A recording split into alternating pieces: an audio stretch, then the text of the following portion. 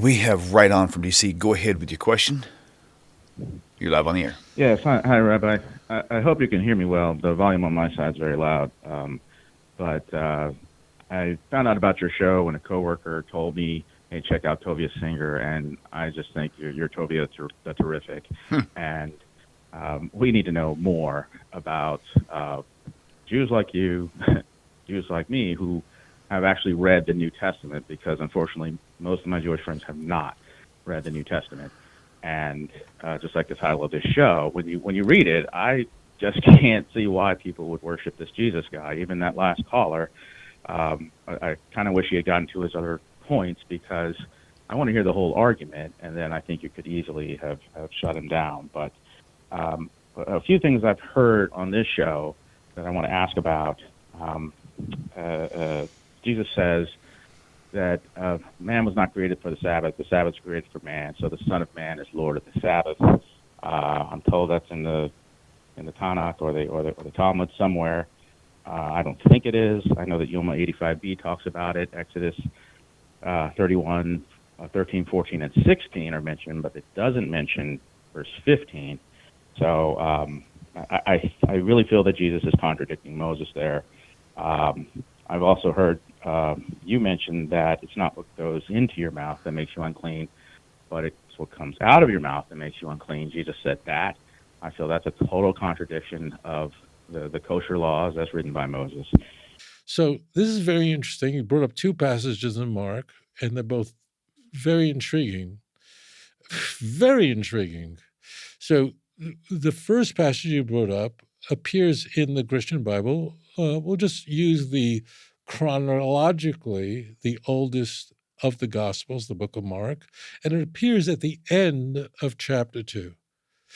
Now, as it turns out, this is a commentary of whoever authored the book of Mark.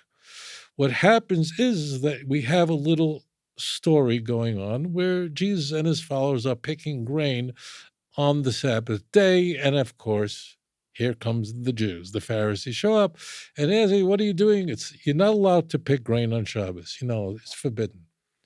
I mean, that's why in the wilderness, they were given on Friday a double portion of mun. You can't go out on Shabbos collecting, let alone picking grain. There's multiple violations involved in this. Okay. Now, in all these, not in all, but in many, many, the majority of the stories where you have Jesus' followers are seemingly doing something, whatever, and then the Jews show up, who are the villains, and in every one of these stories, and they are just going at it with Jesus, like, how do you... It's usually over Shabbos, over issues of Shabbos, and the Jews, frankly, do not come off well. We just don't. We don't look good. We look about as good as we come off in the protocols of the elders of Zion. Not flattering.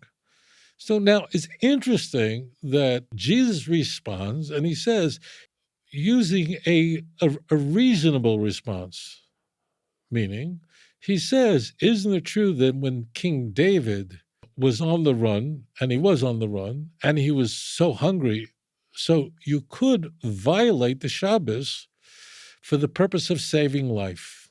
He gets who was the high priest wrong. It's not Abiathar, but whatever. I don't want to get into that.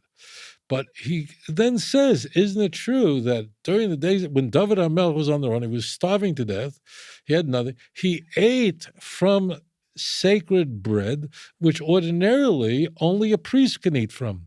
David HaMelech was not a priest. King David wasn't a priest. It was forbidden to him.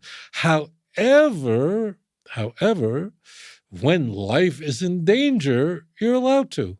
So it's interesting. Now, this ties in so wonderfully to your point, and that is that there's a halacha that if life is in danger, you can violate Shabbos. Not that you can. Change that. I retract that. You must violate Shabbos. If chas v'chlul, if heaven forbid, you're running suddenly on Shabbat, a high fever, of 103. For a child, that's bad. For an adult, that's very, very bad. There's something very bad going on.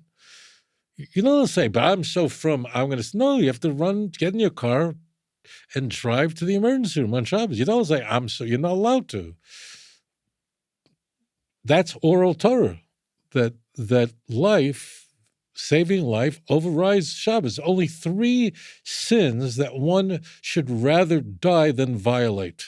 There are only 3 cardinal sins. One must be ready to die rather than violate it. Converting to Christianity would be one of them. Okay.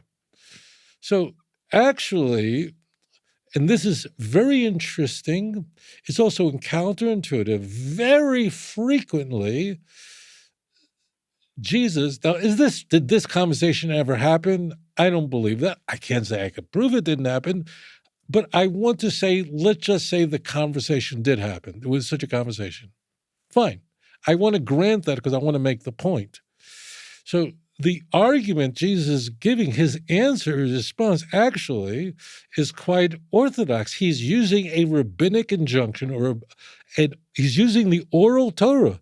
To all the Christians who say, I don't believe in the oral Torah, we are told here at the end of Mark chapter 2, that means Mark chapter 2, verse 22, 23, 24, he then brings a raya from David HaMelech that David was able to violate another commandment, which you're allowed to do. So you're starving to death. So you're allowed to eat from the lechem upon him from the showbread. If you're starving to death, it's forbidden ordinarily.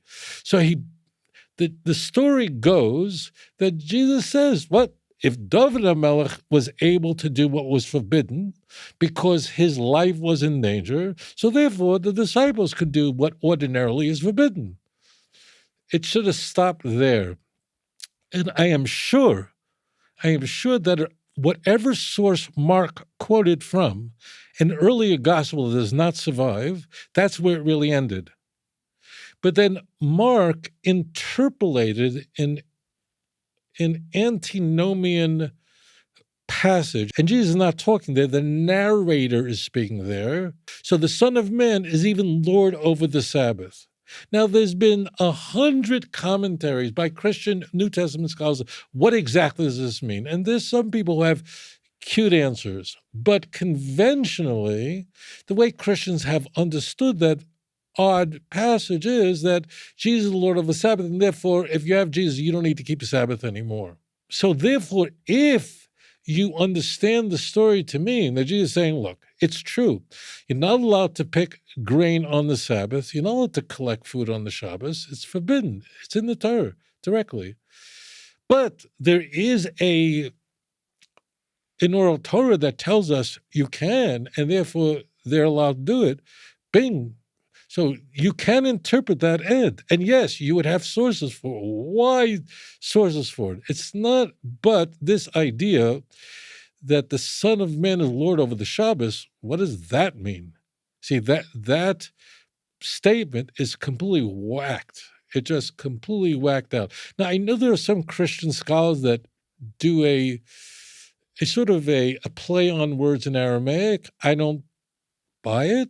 But there are some scholars who get excited about it. They're entitled to it. But what's very clear, what the author of the second gospel is doing, because this is his statement, is he's saying that Jesus is the Lord over the Sabbath. So he's sort of walking away from a good argument and interpolating a horrible argument. Jesus is the Lord of the Sabbath. What does that mean? You follow? So that is, what did you do? And that happens, is America's, I think, greatest writer said, if you tell the truth, you don't have to be smart because you don't have to keep track of all your lies. So this is a commentary that really whoever put that in there, presumably it's the final editor of the book of Mark, which relies on sources which no longer survive. So Mark is our oldest gospel source, inserts in. And Christians typically, conventionally read that therefore it is saying in a unambiguous way that ultimately Christ is our Sabbath. And in case you're not sure of that, just go to the book of Hebrews. Jesus is our Sabbath. So this is not like I'm in any way seeking to portray Christianity in an unflattering or uncharitable way, because I don't have a favorable view of the Christian religion. Again, you mentioned Mark, and that's why it's really connected to it. In Mark chapter 7. So Jesus says, and again, the narrator is inserting there. So Jesus says it's not what enters your mouth that defiles you, but it's, what proceeds from your mouth. But then to go, therefore, making all foods clean. Whoa, where did you get that from? And that's the little game, these little insertions in the book of Mark, which tell us that this author is moving in the direction of Paul, is antinomian, and is placing in these little statements, these little comments that ultimately tell us that he's calling into question the laws of the ritual laws. Okay, so these are very intriguing, but it lets us know many things, but including that Paul's influence is interfering with Mark, and Paul's view of Jesus dying for our sins. Well, that finds itself into Mark chapter 10, verse 45. So we have a lot of that cross-pollination going on. Cross-pollination, in this case, is deadly. It's a deadly sin. So this is very interesting. I'm very grateful to you for pointing out these passages in particular, because in both cases, the author, whoever he was, the book of Mark is written anonymously, but whoever wrote it was seeking to slide in Christologies that would emerge as central to the church in rejecting ritual mitzvot, ritual commandments, not commandments like don't murder and steal. The New Testament doesn't advocate for that at all. On the contrary. But ritual commandments, the idea is pushing away. Should have left it alone, but he didn't. That's how how Mark chapter 2 ends. And it's very important to pay attention to these. And what I'm sharing with you, incidentally, is mainstream Christian commentary, consensus. There are outliers, for sure. There are guys out there who are very pro-Torah. There is an iteration. There always has been. Throughout history of the church, there's always been the Ebionites crushed the Nazarenes. These were sects of Christianity that felt that you had to keep the Torah. We know for sure because we see in the book of Acts. We see Paul fighting against them. So there was always these little groups that get crushed, called a cult, which said that not only you have to keep the commandments, and this is in the Christian Bible all over the place. So it's not like I'm, that I'm using any I'm not straw-manning this. I'm steel-manning this. And my words to you is, thank you so much for being so thoughtful in your insightful question.